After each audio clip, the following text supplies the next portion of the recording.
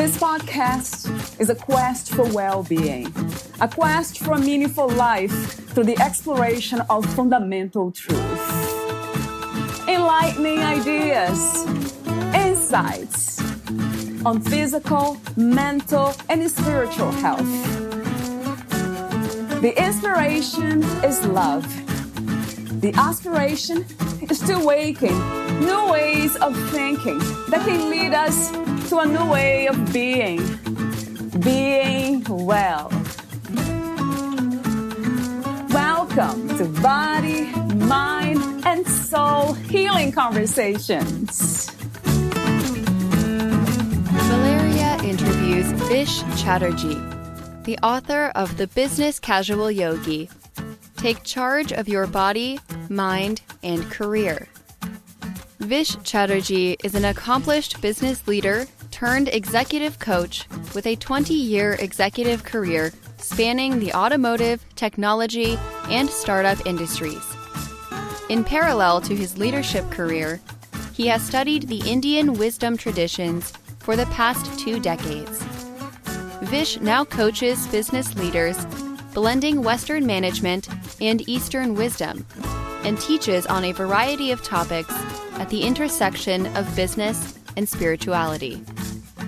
Vish holds a BS in Mechanical Engineering from Northwestern and an MBA from the University of Michigan. He completed his executive coach certification at UC Berkeley, trained as a yoga teacher in a traditional Himalayan ashram, completed teaching certifications in Ayurveda and meditation at the Chopra Center, and is a certified Vedic Astrologer. He is also a publicly elected board director of the Beach Cities Health District in Southern California. He is a married father of 3 and in his spare time loves to garden, bicycle, and fix things around the house. Meet Vish on headandheartinsights.com. Here is the interview with Vish Chatterji.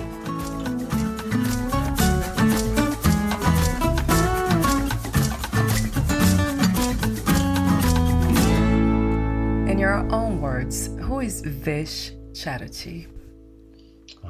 Well, I'm quite a multi-dimensional person. I wear many hats.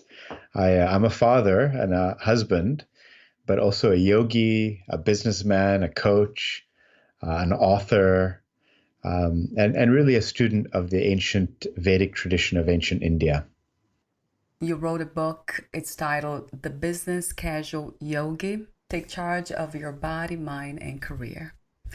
So before I ask you specific questions about your book, I have these open questions, as I mentioned off record. The first one for you, Vish, had to be this one. What is life to you? Not what life is about, but what is this experience? This experience is a chance to connect to love. So and this is why I'm very inspired with the work that you're doing. We are born with a chance to find love with ourselves, into ourselves, and with people around us, and with also finding what we love to do. So I think there's 2 purposes in life. One is find what you love to do and do it, and the other is find love for yourself and for humanity. What is love to you? What is your idea and understanding of what love is? So I'm coming from the spiritual tradition, a deep background in spirituality. And so love is this sense of connectedness that exists inside all of us. And, a lot of times people, when they do any kind of worship practice, they will find a sense of devotion, a sense of love and connection. Obviously, when you meet another human being and you fall in love, that love between 2 human beings sparks that divine love inside. And that's why people get so attracted to love. But even loving of a children, it's the same thing. You start to connect to a deeper being inside of yourself. So I really believe love is something that's within and deep inside of us that is just yearning for connection. You speak in your book about this kind of disconnection that creates imbalances. And this is, from what I understand, your work is all about rebalancing, which could lead us to this connectivity, to this understanding that we are already connected. That's right. When we think about people who are very, very spiritually advanced, we call them in India, we call them the sadhus or the babas or the saints, these enlightened saints. When you ask them, what is the experience like? What is the experience of enlightenment? What is that experience of transcendental existence like? They almost always reply that it's a feeling of extreme love, intoxicated with love. But it is in a way of reconnection with ourselves, isn't it, Vish? Finding this love. Yeah, that's exactly right, Valerie. One of the things that has been interesting in my study of this Vedic tradition was they described two ways of being what they called enlightened. And enlightenment obviously has many, many different definitions. But the idea is, how do you find light? And in many religious traditions, the light is outside. You pray to a god, you pray to a deity, and then that god lights you from outside. And so you get enlightened from outside. But the other side of it is this non-duality, which is a lot of the yoga tradition, is the love comes from inside and the light comes from inside. So rather than praying to something outside, you're trying to connect to a divinity and a love that's inside. And so you're lit up from the inside. Both approaches are valid.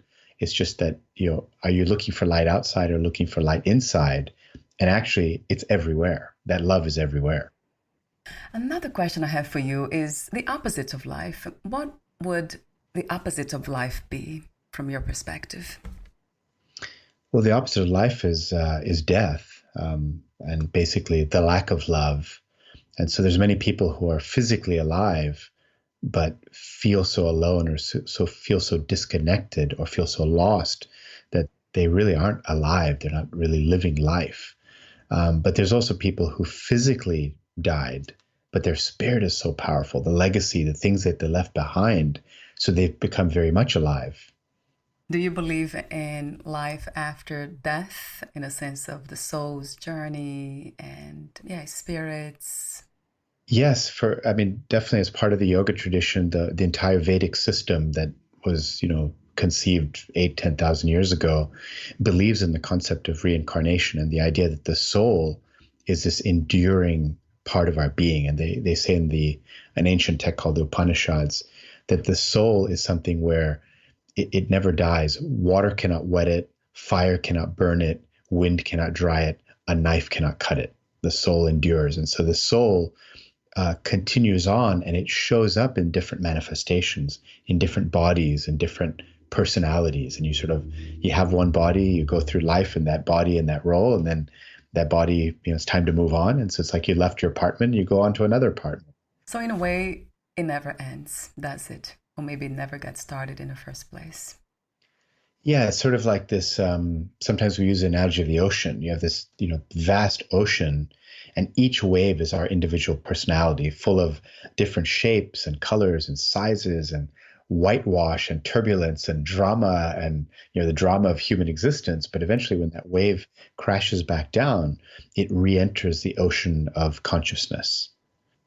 And maybe it comes up again and, The purpose of life, or the purpose of an individual life. So this is another topic you speak in your book too. I think you mentioned in a way of understanding your purpose, our purpose.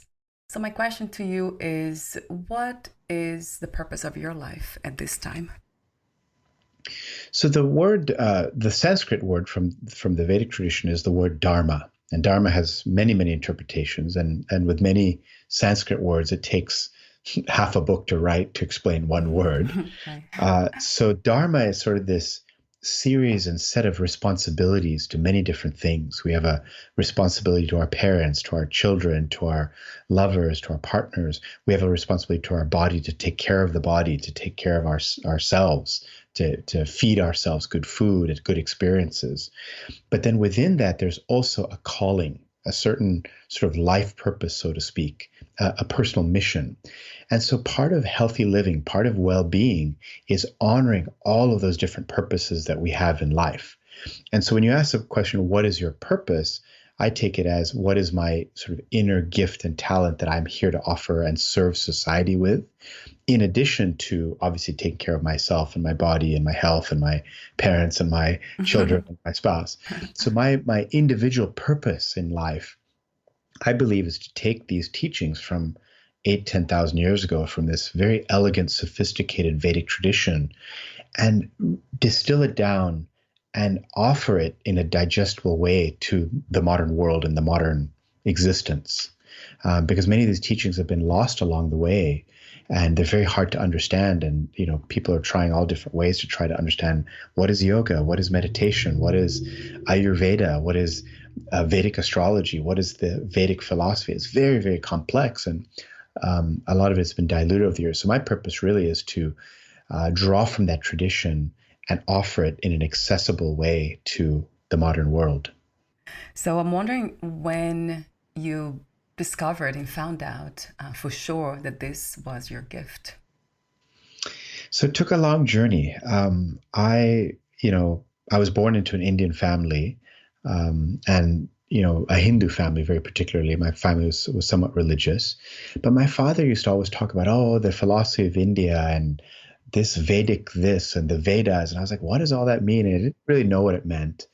And I sort of, didn't really pay a lot of attention to it. And, we'd hear about something on TV, a self-help person or a movie with some esoteric component to the movie. My dad said, oh, they got that from India. That came from the ancient tradition of Vedas. And I was like, what is he talking about? And so I went along my life, and as many people in India, the kids are so, you must be an engineer, or a doctor, or a lawyer. And so I went to engineering school. I became an engineer. I worked in the engineering world.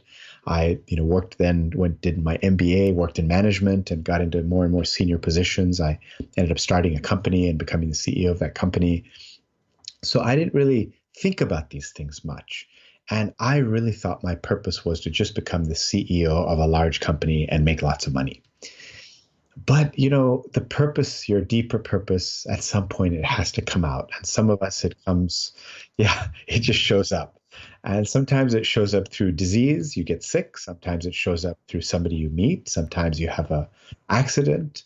And in my case, about a little over 20 years ago, I went trekking in the Himalayas alone. And I had an accident. I fell off a mountain and I got hurt. And I ended up finding my way and crawling my way to safety finally. And from that experience, ended up navigating my way to a place called Rishikesh in the Himalayas. And it's a place where people from all over the world go to study yoga and meditation. And I met a teacher there. His name was also Vish. His name is Yog Rishi Vishvaketu, and he goes by Vishva, and my name is Vish Vajit. So it's like, I met the guy with the same name. And I ended up learning yoga from him. So he taught me yoga, he taught me meditation, and we became very, very good friends. In fact, he's the co-author of the Business Casual Yogi. And I learned these techniques. I had exposure to this wisdom, and I used it as a way to reduce my stress and do better at becoming a CEO of a company one day. That's how I used it. So every morning I would get up, I would do yoga, I'd do meditation, and then I'd go out and try to conquer the world and, rose up in my career. But then about 3 years ago, this friend of mine, Vishwa, comes to town to Los Angeles and takes me out to dinner with a very famous teacher, friend of his, whose name is Gurmukh Khalsa. And she's a very, very famous yogi. She was a yoga teacher to Michael Jackson and Madonna and all these celebrities in LA. She started one of the first yoga studios in LA, and she's sort of the head of the Kundalini yoga movement. And so she met me and asked, oh, Vish, nice to meet you. Where do you teach? It's like she looked into my soul and saw something that I didn't see. And I thought, wait, is she talking to me? Me? Teach? No, I don't teach. I said, no, I'm not a teacher. I'm a business guy. I run companies. I run divisions. I start businesses. In fact, I'm working on a startup right now. I don't teach. I'm just a student of this guy, this, Himalayan yogi. And she looked at me like I gave the wrong answer, like I was a kid in first grade giving the wrong answer. And she put her finger up and she wagged it. She said, oh, you must not die this lifetime just being a student. You have so much wisdom and so many gifts to offer. You must teach. And so that's where the seed got planted. And, magically, it's like you meet these beings. Things in my life started reorienting. My startup started falling apart. My investors pulled out of the investment, all sorts of drama. And then I thought, you know what? And then somebody reached out to me and said, hey, Vish, would you consider coaching me? And I thought, well, I don't know what coaching is, but I'm an entrepreneur. So I'll say, yes, sure, I'll coach you. I gave a rate and I started my first coaching client. And then she referred me and I got another referral. All of a sudden I had a coaching practice. And then I said, wait, what is this coaching? I need to understand what is coaching. And so then I went and started getting deeper into who I wanted to be as a healer and a helper of other people. And this is when I started to really understand that, oh, I'm able to coach business executives and business owners and leaders, but bringing this Eastern wisdom into modern Western MBA thinking. So now I'm an East meets West coach, and I really draw from this tradition to help move people on their journey towards a more connected, loving life. So sometimes we are able to discover the gift ourselves, and sometimes it takes somebody else to poke and to let us know. That it has been my experience too. That's a very interesting thing. It's how stubborn we are. Yeah, that's right. One of my friends, I'm involved in local politics, and so one of my political, he's a city councilman here. He said, and he's not necessarily a spiritual guy, but he says, Vish, some people the new universe nudges them, but for you, you got a swift kick in the butt. My next question is about success. How do you define success these days? What is to be successful to you? Well, obviously, in the old days, success was what is my salary, what is my stock option, and what is my title and position. And I think many people in life go around looking for that. What kind of house do I have? What is my bank balance? But really, what I've come to understand now is success is really about a sense of contentment. Contentment. And the Sanskrit word is santosha. Santosha. And santosha basically means where you're not craving anything. You're not jumping for something, but you're also very happy and content with what you have. You're living a life with no regrets and no unnecessary cravings, just a sense of contentment and happiness, joyfulness of where you are. Learning also, I think part of success can be measured by how rich is your life, not how rich is your bank account, but how rich is your life. How much time do you have to give to do the things that you really love doing? So if you can make your life one that you're doing all the things you really love to do, that to me is a successful life. What is healing? And is there such a thing as to be healed? Well, I think we're all on a journey of healing. We all, as in the Buddhist tradition, for instance, they say that, life is suffering. And so we are all trying to get better. It doesn't matter what your life situation is, you're trying to improve it. You're trying to heal and trying to get back to that connection that we talked about.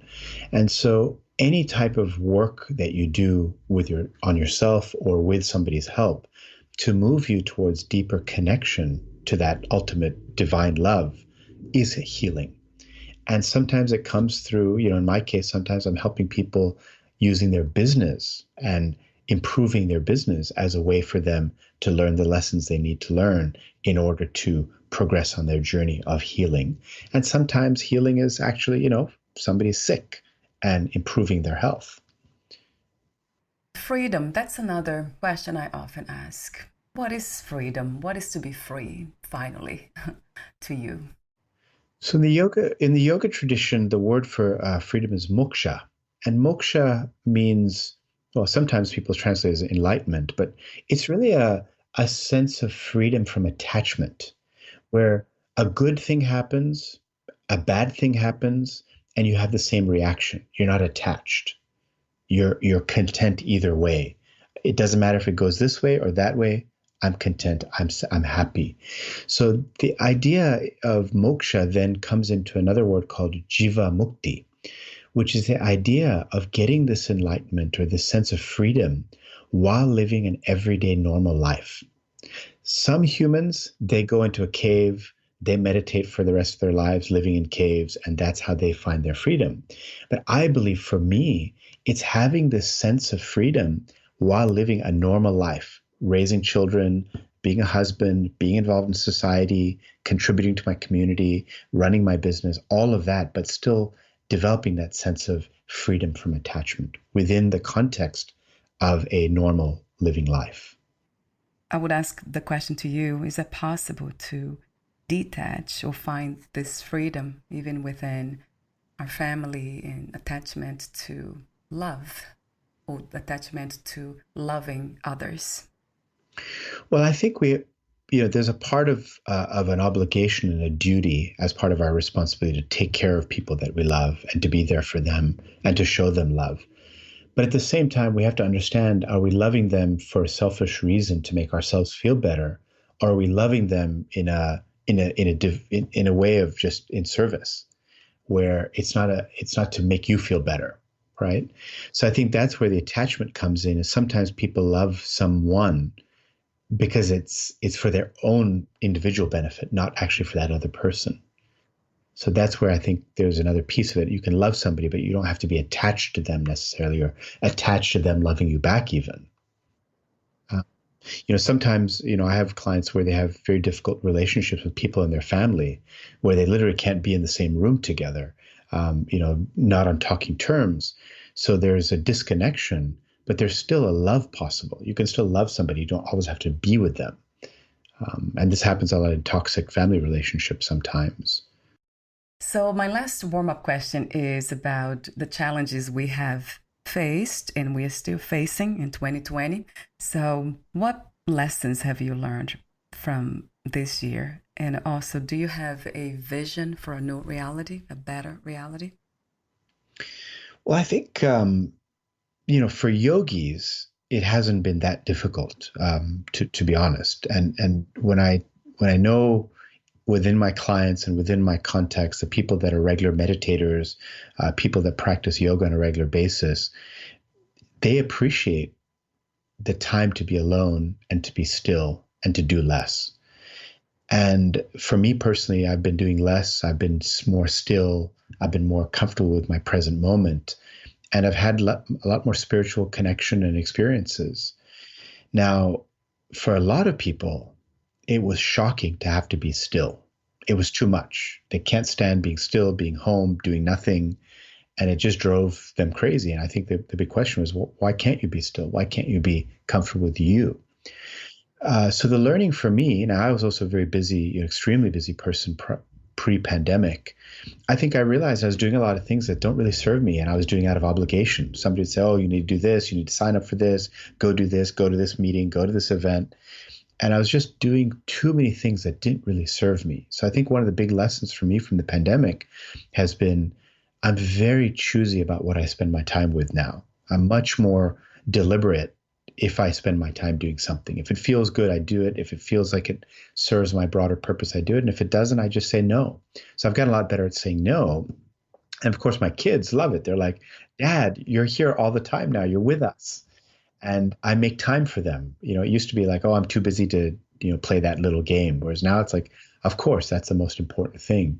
So I think vision for me post-pandemic will be to be very calculated in what I choose to spend my time on, to make sure that I only spend my time on things that serve me, not just doing things out of obligation to people that, are distract from the true richness of life. So how did you become a writer, Vish? Well, I never really thought I was a writer because I was trained as an engineer. I went to engineering school and, I always thought of the world in a very black and white way. But I think what happened is, taking the engineer's mind and being able to deconstruct complicated things into simple parts is one of those skills that is very good in this particular type of nonfiction writing, is taking very complex subjects like Ayurveda or yoga or prana or chakra systems or life purpose and dharma, and understanding them. I think the engineer's mind is able to understand these complicated topics and then tease them and take them apart into their constituent pieces and then build them back together. And then I guess the next skill, which has come through this writing process, was delivering them in a very digestible way for normal human beings.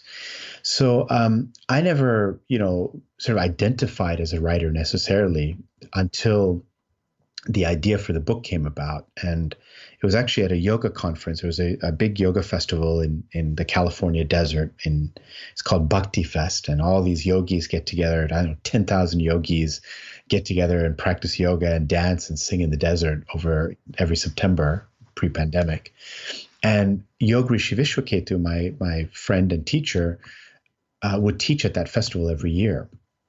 And so one year I decided to accompany him and be his volunteer, his assistant. So I'd carry his bags, open the doors for him, and he would teach this big class of 140 people. And I would go and adjust and help everybody just sort of, get the pose correctly and, offer any kind of assistance needed. And it just struck me. I said, you know what? This man has so much brilliant insight and connection to the yoga tradition. He's a Himalayan yogi. He's lived in caves in the Himalayas. He studied under enlightened saints. He knows this tradition, but he can't communicate it. He doesn't have the language skills, nor is it his natural way to talk about these subjects. And he definitely doesn't know the regular everyday business world that I was a part of. And I thought, when I think of my business tribe, so to speak, these are people that work and work and work, and they're completely imbalanced. They spend, 12, 14 hours a day busting their hump, trying to make it in the world, while their family falls apart, their relationships with their children fall apart. They get the money, but they lose a lot of other things along the way. And they are lacking balance. And these things that I have access to, I could offer to this world and potentially change the corporate world. And if we have a more balanced, conscious corporate world, it affects our entire society. Corporations are the ones that make decisions that impact our society, whether environmental decisions or societal decisions or economic decisions. They affect a lot of us. So could I improve consciousness in that world? And can I be the bridge between this Himalayan yogi and the everyday modern world that I'm a part of? And so that's when the idea for the book came about. And we pitched the idea to the publisher, Mandala Publishing, and they just loved the idea. And so then it became time to start writing. And that was when I really realized I have a talent for writing. I have an ability to take these complicated subjects and translate them and bring them to a very understandable level for the audience that I was targeting. So this writing ability sort of developed along the process of writing the book. Talk to me for a moment about the misconceptions about yoga, the ideas most of us have about yoga and meditation. Oh, such a good question, Valerie. This is a big one. So, the original system comes from this Vedic tradition, which is massive. The Vedic literature could fill 2 or 3 floors of a library. It covers everything. And it was developed by a civilization that existed 10, 15,000 years ago called the Indus River Valley Civilization. The Indus River Valley was a location where present-day India, Afghanistan, and Pakistan are at the foothills of the Himalayas. And these were meditators, and they meditated hour after hour, day after day, generation after generation, and through meditation discovered insights into human consciousness, human psychology, human anatomy and physiology, into the nature of the universe, the nature of the planets and their influence on our crops and plants and beings. They basically tried to understand, what is this universe? What is the meaning of all of this? And they passed these insights in oral tradition for thousands of years until about 5,000, 8,000 years ago, when they finally wrote these down in texts known as the Vedas. And these texts cover everything from Ayurveda, mind-body medicine, to musical systems, to spatial orientation of how to build buildings and structures in orientation with the planetary forces, to treatises on Vedic astrology and understanding what influence the planets have on our mind and our lives, to how do we improve our own consciousness through techniques. And these techniques became part of what is now known as the yoga tradition, the Raja Yoga tradition. So certain ways to move the body, put the body in certain situations, poses, breathe certain ways, live certain lifestyles, to then cultivate deeper states of consciousness and awareness, ultimately through meditation. So there's this umbrella system. And in that umbrella system, one piece of it is yoga, which means union with the divine. And within that, there's these 4 paths of yoga, spirit yoga of using the mind to understand consciousness, using devotional practices, using practices of service, and using very specific techniques. And within the very specific techniques, there were 8 limbs, 8 different methodologies. And within that, one of the pieces was the yoga that you see done in a yoga studio on the mat. So I guess that's the misconception, is somebody goes to the gym to do yoga and they're stretching their body and they think, oh, yoga is about stretching.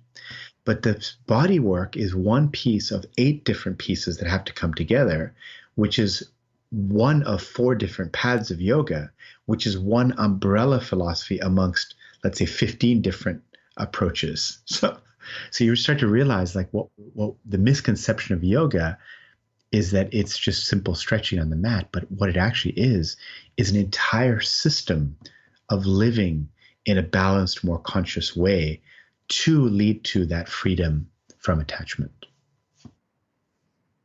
That reminds me of one of the messages from Krishnamurti. I think that's what he says. He actually makes fun of yoga in the sense of using it for exercise only.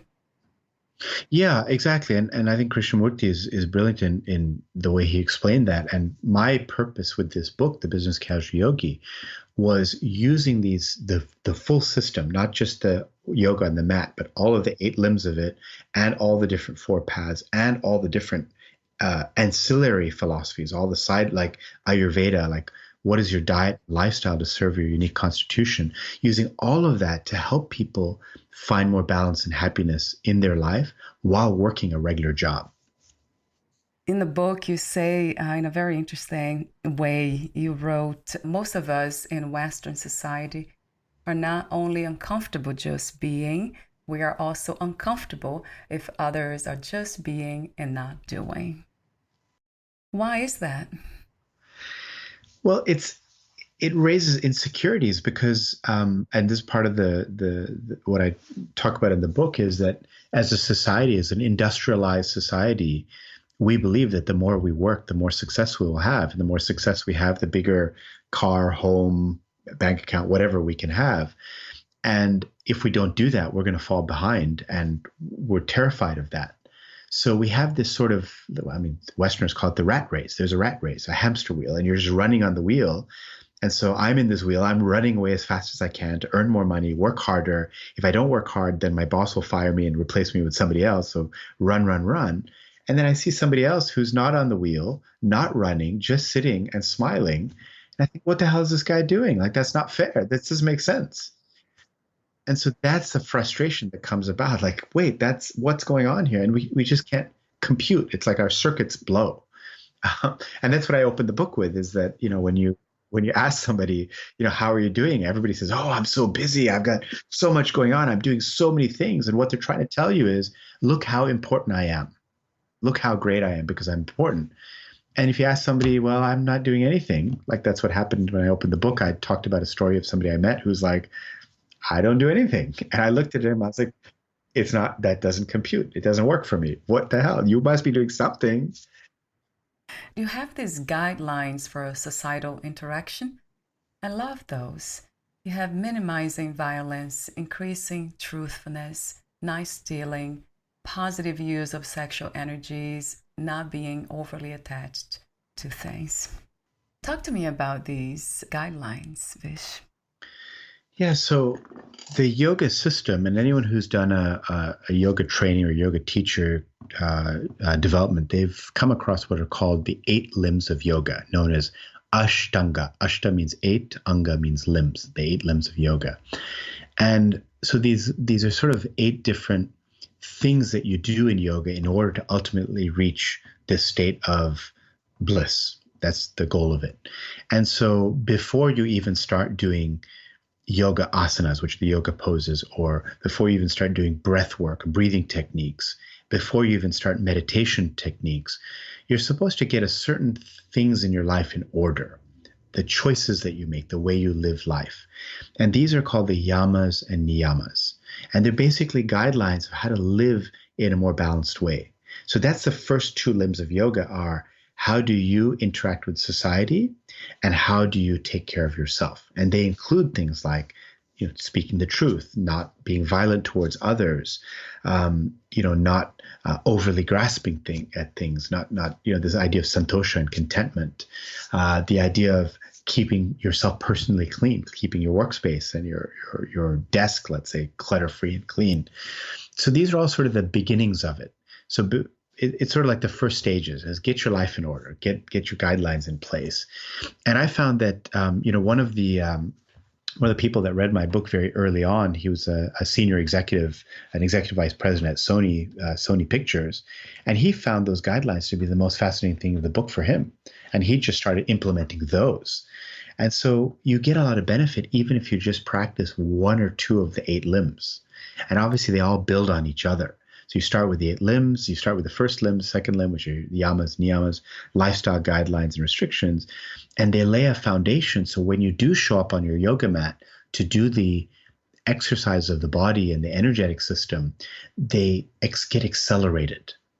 So if you're sitting there all day being violent to people or telling lies and not telling the truth and doing all this sort of bad stuff, when you show up on the yoga mat, you're almost not getting the benefits. So you start with getting your life in order. You start with some discipline around your lifestyle. Then as you do these practices, they have an accelerating effect. And then as you do the yoga work, the hatha yoga, the yoga on the mat, you start doing the breath work and pranayama, breathing techniques, you start doing meditation, you start to have an acceleration in the transformation of your life. You mentioned something about that we have lost our ability to connect with our intuition. Mm-hmm. So intuition, that is such an interesting subject. So my question to you is, how do we learn to connect with our intuition? Yeah, so I've, in business, people always talk about, trust your gut instinct. And I used to wonder, what do they mean by gut? What is the gut feel? I have a gut feeling, and, my gut is never wrong. And as an engineer, obviously, I have a gut feeling. And then my engineering mind says, no, that's wrong. Let's think about this logically. And then I come up with a completely different way of doing something because of the logic. And then later on, I'm like, oh man, I wish I trusted my gut. And so I think our gut instinct is our intuition. And our intuition is a deeper part of our being that just knows things, that really, really knows things. It doesn't need a lot of logical calculation. It just knows what is right and what is wrong for us. And I believe from my work, and this is what I've talked about in the book, that the intuition or the gut resides in what the yogis call the chakra system. It's part of our energetic body. And what yoga does is it specifically works not only the muscles and bones and joints and hormonal systems, but it also works the energetic system of our body. It helps clear the energetic channels. So we start to have a deeper and more powerful connection to that instinct or that gut or that intuition. And so we start to make decisions in a much better way of things that really serve us. We get better, for instance, at saying no to things that don't serve our deeper purpose and saying yes to things that really serve us. And so, intuition is sort of the deeper us. And just as you remembered, I talked about intuition, I remembered you talked about programming. You just mentioned the word, the programmer, and people work as if they're in a program. So, just like a computer, our body is like the hardware and our mind is like the software, and it just keeps following these pre-programmed loops over and over and over again. But there is also a programmer in us that can reprogram the software. The hardware is what it is. But the software, the mind can be reprogrammed. And all this self-help literature around mindset and changing your mindset and positive psychology is basically asking you to reprogram your mind. And so what the yoga's tradition does, what meditation does very specifically, it allows you to transcend the body, transcend the mind, so transcend the hardware, transcend the software, and go to the level of programmer. And the programmer is where the intuition is. The programmer is the one who can then reprogram the mind and the body to be more in line with a enlightened way of living. How do we know when we are listening to the right voice, to the intuition, and not our programming? Well, it's hard because it's confusing, right? Sometimes you're like, wait, was that my intuition or was that my logic? Which one was it? And And so we have to be able to tune into these systems better.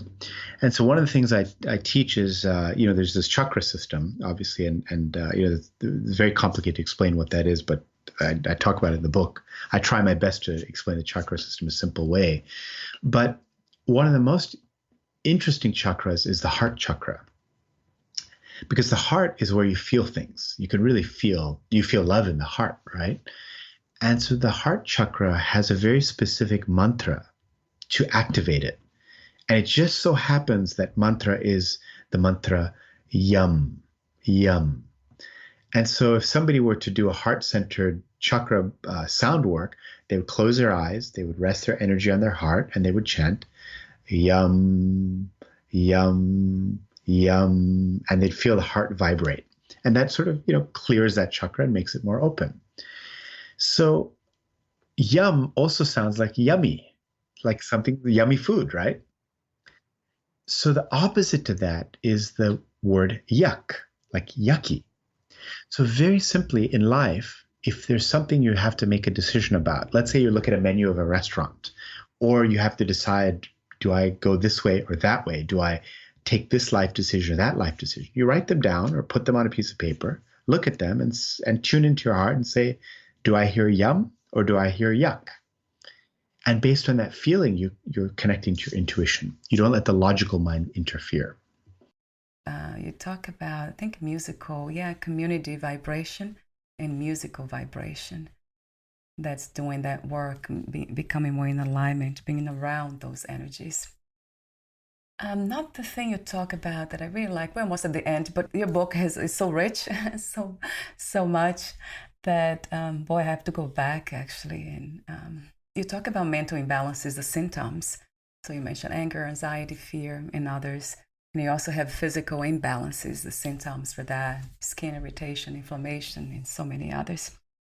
I love this. You have a system where it's understanding our Ayurveda type, so we can understand the nature of our imbalances. And then you have these, I don't know how to pronounce them. Yes, Vata, Pitta, and Kapha. Yes. Yeah, and then you have the physical characteristics, and we can learn to identify which one relates to us and our nature. And it was so easy for me to know. Oh, good. Yeah, for your listeners, I think the simple understanding of this is there's a whole science or system that's a sister to yoga, which is called Ayurveda. And Ayurveda is the science of life, is basically the translation of that. And it's an understanding of how to heal ourselves on a physical level and on a mental level. So there's a whole system of psychology and physicality, like health and nutrition, around developed through Ayurveda. And Ayurveda recognizes that we're all different. It's not the same medicine or the same lifestyle or the same food choices for every single person. And so that's, Western nutrition, it's like, well, this is the best thing for everybody. But in Ayurvedic nutrition, it depends on your unique personality type, your unique mind-body constitution. And the mind-body constitution is known as a dosha. It's like, what is your particular unique mind and body? And based on that, you have to make different dietary choices. And so Vata, Pitta, and Kapha are these three different, let's say, archetypes of being. And Vata is air, a lot of air element, people who are very creative and bubbly and enthusiastic and sort of moving, and they can't sit still.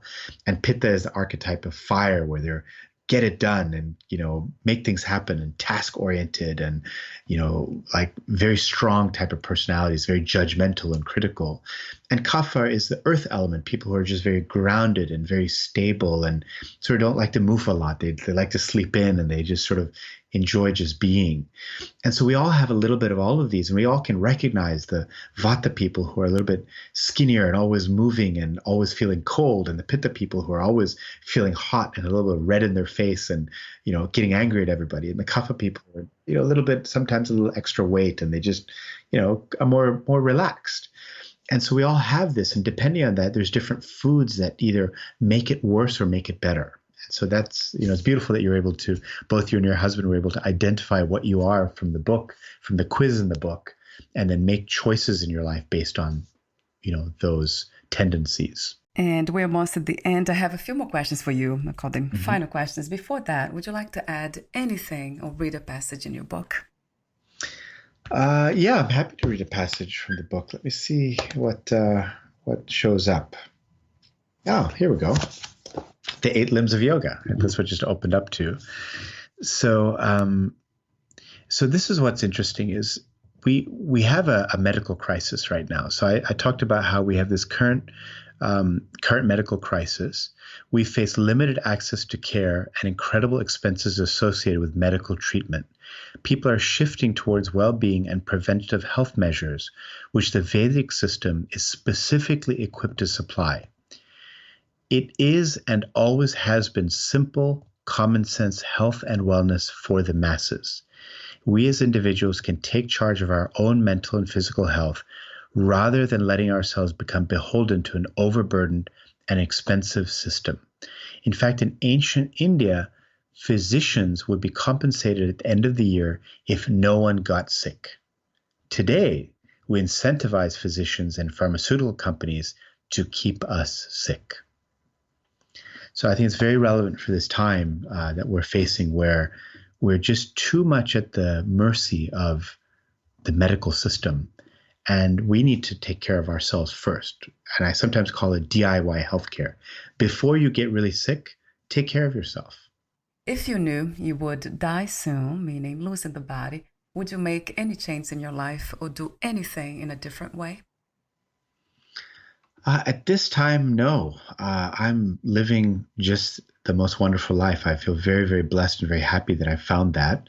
And it's all been in my mind. But if you'd asked me 5 years ago, I would have given you a whole list of things. And I'm happy to say I'm living that list now. What are 3 things about life you know for sure as of now? Happiness is what you make of life. So it's up to you. It's in your control.